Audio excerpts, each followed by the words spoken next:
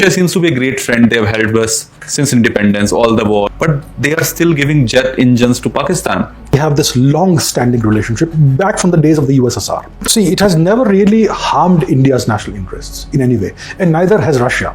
Overall speaking, on a macro perspective, and Russians have supplied us with all kinds of arms, ammunitions, weapons, fighter planes, without any kill switches or backdoors. Please understand that. See what happened to Australia with their purchases of the FA-18 fighter planes. They could not use the aircraft's target acquisition systems on targets that they wanted to acquire.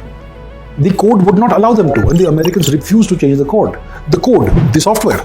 The Australians could not make the planes do what they wanted for 20 years until they cracked the code. So that's what happens when you buy American systems.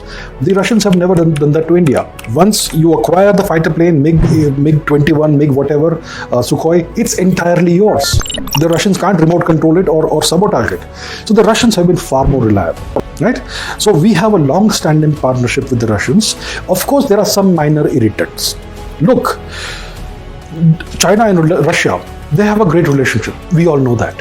Russia has sold BrahMos missiles to India, which are frightfully dangerous to China. Does China do a hue and cry?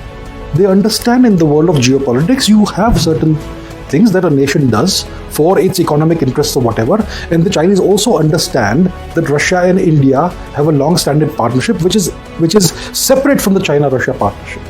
Right? So we have to be a little mature. Russia is selling a few jet engines to Pakistan. Okay. It's not a major irritant in our ties. They will never prioritize Pakistan or India. If there's a war, they will be on India's side. They might not come to fight for us, but they will not be on the side of Pakistan. That's what we have to understand from a macro perspective. These small irritants here and there will come.